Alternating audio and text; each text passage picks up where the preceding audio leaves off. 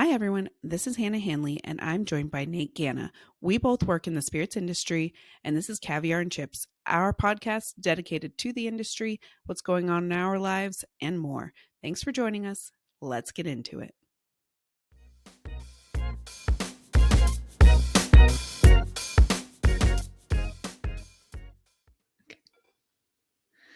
Welcome back to another episode of Caviar and Chips. Nate and I are here. We are not together, but we are on the Zoom, and we're going to recap the last couple weeks for you all. How's it going, Nate? Well, that was a heck of a trip. That's all I'm going to say. That was ridiculous. That was a long, long 96 hours. Wow. Is that how Or I long guess it was? 120. I feel No, like it it was only was longer than 96. that. It was 5 Isn't nights. that insane? We did all that 4 nights. in 96 hours. Yeah. I truly couldn't believe it, but we got it done. Amazing. So, and it was a very successful show. So it was really happy. Yeah. How'd you feel? I felt like it was awesome. So Nate and Yeah. I met in San Francisco. He abandoned me at the airport and rented the car, drove straight to Napa, and then I had to get in a Tesla for the hour and a half drive because he could not wait 2 hours. Okay. It wasn't 2 hours. I landed and you said, "Yay, we're just getting seated." You know that's not normal. You were supposed to be there 30 minutes after me. Instead, you got there when I landed. He You started abandoned late. me. Sorry, you left when I landed. Dude, I will happily pay that Tesla fee to not have to wait around for anybody. Yeah, well, Uh, I I'm Canadian except when it comes to my sleep. yeah, so he had to get his beauty rest in. I got to Napa about 2 hours after he did. And the girls at the front desk were like, I was like, my boss left me a key, and they were like, oh yeah. I was like, he abandoned me at SFO, and they were like, oh my gosh. And then the rest of the whole time we were there, they were like, are you You would say okay? that, wouldn't you? They were like, do You would say that, wouldn't you? the Ruthless, Hannah. Ruthless. we went straight We Crazy. went straight to Honig, which is an amazing winery, sustainable. It's beautiful wines. They're really well known for their Sauvy Bees and their cabs. And we had just a fantastic tasting, and then a little walk around the vineyard, right as like the sun was setting. It was beautiful. Can I just say that teams out there were so kind to us the entire time?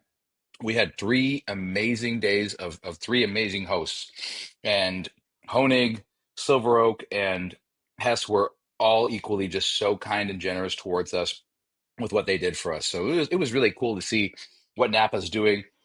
Also, really nice to see that the industry seems to be thriving, which is fantastic. They were all doing their thing and all really happy. So I love to see that. Yeah, that hospitality in Napa is truly unmatched. I think the service just everywhere, like there's such a high expectation for the service that it really shows through. And honestly, like you guys know, I don't get out much, but to experience that kind of service was truly refreshing for me and really just, yeah, it was inspiring. I would say that each of them also offered something different. You know what I 100%. mean? Like Yeah. they were very casual at Honig, yet very gracious with hosting us and touring us around the vineyards. With Hess, obviously, Hess was a little different because it was a whole planned day. But then Silver Oak, shout out to Lauren, huge hookup there. Wow. Never thought we were going to do something like we did. We will get into that, but holy smokes, just everybody had something different to offer, and it was really cool. Yeah, so we did Honig and then we went to Folklore and hung out with our friends there, had a great night. And then we went to Scala for dinner, which was excellent, great food. And then, You know that I can't go on this one without mentioning how hammered you were on night one. you Holy smokes. guys, Guys, I was the babysitter, just FYI. Didn't get paid, unpaid babysitter, might I add. just like my time with Epic time. John Goslin, John and Kate plus eight, unpaid. Oh, wow. That is, ooh, dis. Ooh, dis. That's a good one. I like that. That is so true. I forgot about that. They really screwed you there, didn't they? It's so funny. Oh my God. If you That's haven't so listened funny. back to episode like 2 or 3, which don't because we've gotten so much better, but I babysat for John from John and Kate plus 8, and he got home from the bars in Utah at 4 a.m. and he did not pay me. And so it's kind of an iconic Still crazy to story. me. Anyways, yeah, Still crazy. unpaid babysitting to Nate. I was fine. What's your definition of fine? Let's go over that first. I mean, I wasn't like cobraing. I was like just a little like silly, just being a little silly. I love your morning message when Brandon was like, "How you doing?" You're like, "Great, just ran a 5K." And I had to text you to say, "Did you really?" You're like, "God, I no, was like, are you fucking kidding me? No, absolutely not. no." Oh my No, God, puked in the epic. shower. Just kidding, I Yeah, you did. didn't. Did not. Oh my God. Wow. Then we went on Tuesday to Hess, Persson Estates, and we had just a fantastic day with their team. Audrey, who is their digital marketing gal, she really hooked it up in terms of the experience. It was an unmatched experience at Hess Person. We started the day, we met them at 10 a.m.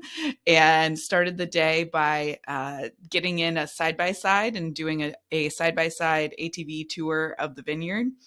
And it was just gorgeous. Stephanie Pope was with us, who is their director of winemaking. She was saying that she had actually never done the ATV tour before. And so it was a first time for her because she usually walks the vineyards. And it was just, I mean, beautiful. Absolutely unbelievable. First of all, shout out to that entire team. Stephanie was just phenomenal, but to see what they are building over there, wow, what a legacy project. And last week, Stephanie was our guest on the pod, and her saying that her goal is to be the first ever 100-point winemaker for Hess. Like, wow, you know, that's been her only, I mean, I guess not her only job, but she's been there for what, 17 years? Yeah, over 17 years. Wild, Through wild. So cool to see. earthquakes, wildfires. Yeah, go back and listen to the interview with Stephanie because she's truly iconic. And we had a blast with her. She was super fun. Yeah, she's unbelievable. She's very smart, extremely knowledgeable. Actually, just extremely smart when you talk about someone that we didn't even do one take on that show. We just went with it, and it was spectacular. Yeah. You know, and I'm going to say that Danny Bardstown's got a lot to live up to, but Danny Bardstown is his own beast. So I can't wait for that one next week. Oh my gosh. I love that we have first Stephanie who plays the flute, and then now we have Dan coming on who plays the French horn. That's a little weird, right? That's a little weird. We're just about instruments here at Caviar and Chips. We're not really about caviar and chips. We're about the instruments and the things that people play, apparently. We need a pianist next week. So We need a pianist. seriously, we did at Hess also a vertical flight, and that was just, I mean, truly, it was so good. I feel like when you start to taste really good wine, you're like, I can't go back. I can never drink cheap wine again. Absolutely not. I did. I mean, I became a member of the club. Yeah. So, Nate's first wine what does club, that you tell you? guys. He's like First wine club. literally like, do they send it to me? And then he's like, do I get to choose? And I was like, I was like, I couldn't believe it. they send it to you. You can choose or you don't choose. I was like, oh my God, baby's first wine club. I love it. Baby's first wine club. That's a good way to put it. I like that. I'm going with that. B Absolutely. B B B F W C. Anything anagram related. Yes, absolutely. So, and then that night we went to dinner with just, their team as friends, which was super awesome. And And Aaron, yeah, and Aaron. Um, Aaron Harrington, good friend of mine from Mississippi, owns a really good wine store out there, yeah.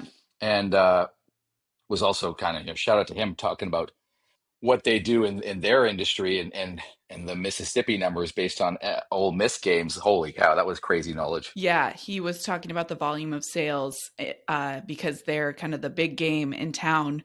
And for the Ole Miss football games, they are just in crazy volume. And beyond that, Aaron is a wealth of knowledge for the wine world, for the spirits world. He really is. I was blown away by how smart he was is. So Also, he's a lawyer. Like I what? know he's a lawyer. He's so understated, so humble. I was like, Aaron, you should like pump yourself up a little more. We got to have him on the pod. He seemed a little nervous We about will it though. definitely have He seemed Aaron on the pod. yeah, we went to Really cool. let's see, Bistro Jeanty. You know I don't speak French. Yeah, that was fantastic. Yeah, that was fantastic. Yeah. Really cool Napa staple. Off the beaten path of what you would typically do for like a French restaurant in Napa. But wow, they over delivered on everything there, The portions and were really nice to see. massive. Massive. Yeah. Wow, Yeah. wow. French food with American portions. We had great wine. Stephanie brought, what did she bring? Her Albarino. Oh my God. I love that wine. Wait, I got to buy a couple bottles of that. It was so good. That was crazy good. Yeah, she's got her white game is just on another level. Yeah. You know. And hmm then the next day we kind of had a chill morning, and then we went to Silver Oak, and we were I can't even like I'm like I feel like I'm like speechless for the Silver Oak experience. So we got a tour of their space. It was so cool. They were doing big bottle production, so they were doing like the Jeroboams and like all the big bottles, which was really cool to see. And they actually have their own bottling line, which is super unique as well in Napa. So that's really cool. Took us into their wine cave. They gave us lots of knowledge. And then we went back for the tasting, and Treat of a lifetime. we're like, Treat of a like lifetime. just getting ready for a little wine tasting. And our tour guide, Yeah, Michelle, yeah. Michelle, who is su so super sweet. sweetheart. Yep. She's worked for Silver Oak since she was under 21 on the production side, and then went front of house when she turned 21. She was just the sweetest little nugget. Anyways, so she was like, our chefs have a little surprise for you. And Nate and I are just chilling, sitting there. We're like, oh my God, that's awesome. They bring out like a moose bouche first bite, and then, which was the best thing that I ate last week. It was so good. It was like hamachi with like pickled radish and mustard seed. It was so good. Holy Yeah. smokes. Wow, that was ridiculous. That and okay, yeah, that okay. No, And no, go ahead. then Go ahead. I'm not even gonna, yeah. and then she's like, and you guys are gonna have a caviar pairing. And we're like, what? She's like, yeah, we've been running this special. And Lauren said, that you guys like that this would be a great experience for you. And we were like, this is literally what our podcast is. House made chips, creme fraiche, caviar from what was that place called? Russia and China. Yes. So Yeah. sturgeon and etc., which was ridiculous. Yes. I Truly ridiculous. It was insane. So Nate's When Lauren said she was hooking it up, she had a wink face on, and I was like, okay, something's up, but I didn't know it was going to be that. That is we just mind enjoyed blowing. She it. is the best. It was so Huge shout out cool. to Lauren. Yeah, so cool. The chefs at Silver Oak also, again, so sweet and so talented. Like it was amazing. So we did that. And then we drove down to Monterey. And if you guys Crushed that. haven't been to Monterey, it is so cool. 10 minutes from everything in the area, 10 minutes from Monterey to Pebble Beach to Carmel. Like it was awesome. And we took kind of, again, chill day Thursday. I was like forcing Nate to work faster. I was like, Nate, no, we got to get there. We got to set up. Let's go, let's go, let's go. And so we activated for the Pebble Beach Food and Wine Festival, which is put on by A21. And we did a Nate Gonna Spirits experience, which was two beautiful bars. We did rentals through Standard Event Rental, and it was like Super I thought it successful. looked so cute. Yeah, one of the coolest things we've ever done. But I think the coolest part was like this was not your typical food festival that we're used to. This was like just such a different crowd than what I'm used to seeing. Amazing crowd, first of all. Second of all, our bar kicked ass. Yeah. I gotta say, like, that is the first time that I've ever seen a SKU that we've had, a brand that we've had at our panel uh, get picked up on the spot by a venue. I mean, that is the first time ever. Astraea Spirits, Astraea Gin out of Seattle got placement on the spots with the inn at Spanish Bay, which I think was probably the highlight of the trip. We work so hard at what we do, and Hannah puts together these amazing bars, and they look so perfect. No one really sees what goes on behind the scenes, and to have everybody just come up and it be literally perfect. Huge shout out to you, Hannah. Oh, But thanks, but boss. To have Estrella, absolutely, to have Estrella come in and have a gentleman and his friend approach and say, talk to me about this gin, and to have Danielle there herself speaking about what she's created, and then for them to say, okay, we love this, we want it here. That's never happened to me before in all this time. And I think that's the power of what we've got right now with what we're doing, is the fact that it's liquid to lips in the most experiential, knowledgeable way. It's not just some brand ambassador pouring, but it's actually the owners of the brand, the master distillers of the brand, taking time to be with us because they know that our events are just more powerful than your standard current day whiskey shows. Whiskey shows are kind of a dying breed. We all know that. They're all competing for the same thing. They're all bringing people that aren't particularly knowledgeable in the space, and brand ambassadors are great people. Don't get me wrong. Some of them really do take their job very seriously, but sometimes there's not an effort to bring a brand ambassador out. There's only people pouring. To have an owner out there coming out and actually seeing what happened here was, truly spectacular. And she was blown away by the show before we had even got her the placement, let alone, after. And so I think it was just an all around super successful show. Shout out to our brands. Jefferson's really showed out with all their SKUs. Dickel really showed out with all their SKUs. Obviously, Binderstash with the single casks. That brought another element to our shows as well. That was really nice because most of these shows you have the brands pouring their basic bourbons, but never do you really see a single cask program out there. And so to be able to pour the 8, 9, 14, 15 and showcase what they are doing really led a lot of people to some pretty unbelievable conclusions about single cask bourbon right now. And they also end up with a cask pick from a restaurant group out of LA, Eureka. So really cool to see that how well this show went. Yeah, it was truly fantastic, and honestly, one of the most high end and luxurious shows that I've ever been to in terms of. No question. It was so we were part of the opening night. It is a 4-day festival at Pebble Beach, and the opening night was the James Beard Hexclad put on side of it. So there was about 30, I want to say 30 James Beard chefs, 80 plus wineries, and then only a small handful of spirit brands. So for us to have these really high-end whiskeys and then Astraea gin, and Danielle put together a freezer martini using the gin, so popular. It was insanely popular because when you're drinking a lot of wine and then there's this dirty martini, like little breakup of the wine, whew, yes. And the bites, I mean, just amazing chefs. Just wanted to give a quick shout out Yeah. to Lalo Gonzalez, Yeah, what the Lalo heck? Tequila. Wow. Wow. I was That like guy is the texting man. Nate, like, get over here. Lalo from Lalo Tequila is here. The Lalo, like, get over here. And he's like, the Lalo, being Nate all over the place. And I'm like, get over here. Like, so I introduced them, the Wow. two of them, like, hit it off. They were like besties. Hit it Yeah, off. besties. Hit it off. He ended up texting me. We gave him a couple of Binder Stash bottles to go.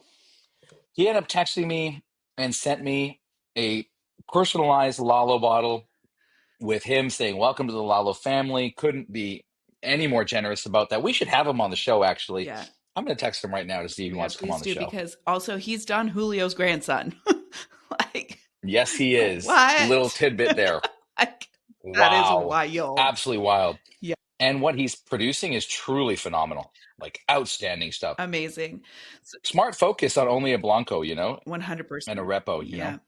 Well, Yeah, we really cool. had such an amazing time in Napa and Pebble Beach. We can't wait for our next event. And thanks for joining us this week on Caviar and Chips. We're going to work on getting a couple episodes out a week. So we're kind of making these quick, down, dirty ones. But please like, subscribe, and we'll talk to you soon. Love ya. Bye. Love ya. Bye.